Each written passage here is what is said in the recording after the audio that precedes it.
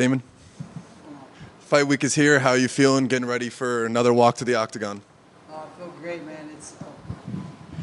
Feeling great. It's been like I was ready to go for July 20th. So when the fight got moved back, it just gave me a little bit more time to kind of push it a little bit harder. But I was already helping teammates getting ready, and I was just mentally I was ready for a short notice. So I was so happy that it came up. And how important was it for you to get back in the octagon after a big win last time out, instead of maybe 7 or 8 months go by and you kind of get to lose that momentum? Yeah, I think it's very important for all of it, but I think staying relevant and trying to get in that, breaking that top 15, top 10, you have to, stay busy. So there's no time off. And, I just feel like at this point in my career, like I'm wanting to push it every day because I don't know how much longer this is going to happen. And, I just feel so healthy. And so I feel so good. So I'm going to push it as hard as I can for as long as I can. But it makes me happy to get the opportunity.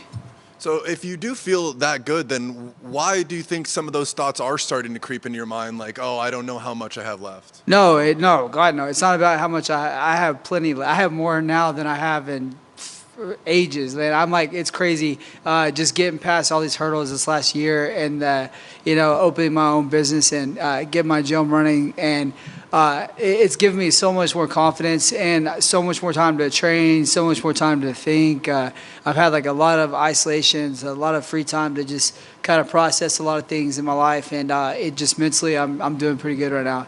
And, it feels great, man. I could do this until I'm, in my high 40s. I'm not gonna throw any names out there, but I'll know when my time is to stop. And it's nowhere close, man. I'm feeling great right now. And so you're saying that you want to try to get towards that rankings. Of course, everybody does. But how does a win against Chepe really contribute to that? He's unranked, but obviously a very dangerous. He's the next big thing. The next big thing. It's like I've heard this story over and over. Kamula, Pat, like all these guys, they throw out these big names, and I'm like, yeah, the kid's he's good. He's tough as hell too, and I know he's game to fight, and I know this is going to be a great fight for the fans, and definitely worthy of a co-main or main event spot. It's a tough fight. I'm not looking past him in any way, but just mentally right now and physically right now, I'm just at a different level, and he can't handle me on the ground. And due to a couple fight cancellations, it did get moved up to the co-main event. Is that important to you, or does it add a little bit of stakes at all? Hey, we could do it at the hotel in the fighters' room, the media room. I don't need a cage. I don't need I just want to perform, and if the UFC's there, that's all I care about. And do you think this is one of those matchups that will kind of steal the show? I think it's got a lot of potential for a great high fight, but it's not going to go all 3 rounds.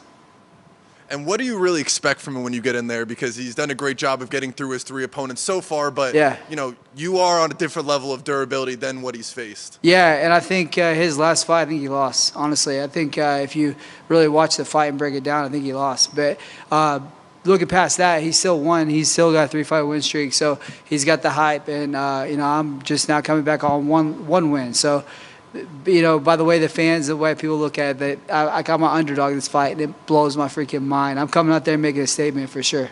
And so is that something that you do see a lot of, the betting odds or what kind of people are saying? I mean, that's what the betting odds are. I don't know what, I can't believe it because I'm so confident, so ready for this fight. And I just think that after this fight, it won't happen again like that. Thank you.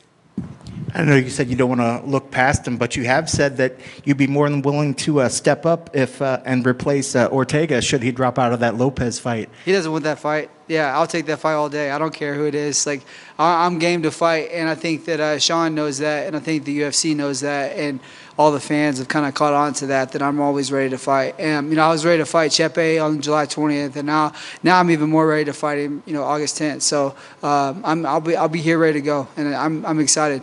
And when you say you don't think he wants that fight, is that referencing, how that last fight dropped out the day of? Yeah, 100%. I think that you could, he's a tough dude. Like he's been tested, he's been there, done his thing. But I think he was looking for maybe a top 4 or 5 matchup, and now he's facing down the rankings. So I think that Lopez is tough as hell. Like it's not something you can like. The next generation's coming fast. They're coming every day. So I think you either got to step up and stick around like Danny and Gay. Like the dude's been tested over and over and over. He's just like that. He's that wall at the top 15.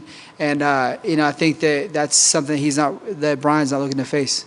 And you mentioned the Ige. What did you think of that day? When I think everybody was surprised how quickly that it happened. I mean, what was your initial thought when you were like, holy cow, he's stepping? That's what your thought was? I swear to God. So Macy, I usually am out in her corner, and she was working with this kid a lot at my gym, Terrell, and she basically asked Terrell to go because he's such a good teammate. He's such a good person to drill with. He's a good vibe. He helps everybody out on the team. He helps everybody cut weight. He helps everybody do all the things. So they were working a lot, drilling together because they're in the same weight class. And when he came out, I was like, man, I wish I was there. Because I was like, just in case. But, you could always prep for that, but you never know when it's going to happen. But when it happened, I was like, man, if I was there, I would be the one stepping in there. And I would have done it in a heartbeat. Every time that I come with someone to their fight, I always cut weight with them just in case something happens because I'm always wanting that opportunity. So that's awesome. Does that make it easier since you're always cutting weight? Because a lot of times people say, like, if you're cutting weight over and over, it's hard on the body. But you find that by doing it, if you do it the wrong way, if you do it the wrong way, for sure, it's definitely it's hard to do. But it's one of those things where if you're always on point with your diet and you're always doing the right things with your nutrition, your sleep, your recovery, then it makes it a lot easier to cut weight multiple times like that.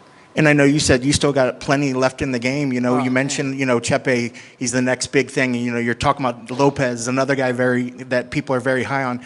Are you sort of noticing the changing of the guard, the next generation starting to really move up and take place in the UFC? Well, I think you have to respect that. You can't look past it for sure. I think that a lot of these guys are getting their hype, but they're not fighting the tough, dogs of the division. They get tested with these tough fights, and most of the time they're not winning, all of them, and they're not winning with hype. So when someone wins with hype and they win and they keep going through these guys, you got to give them respect. And I think that he's looking for that fight. He had it, I think he would have beat Brian everywhere that last fight, whenever they were going to fight, and Brian pulled out. And now that he's been pushed back into the fight again, I think that he's definitely not looking for that fight again. But I think you got to give the next generation respect because they're training smarter. They're training, a lot smarter with the coaching, the recovery, and just the process of it all. It's a lot different. So.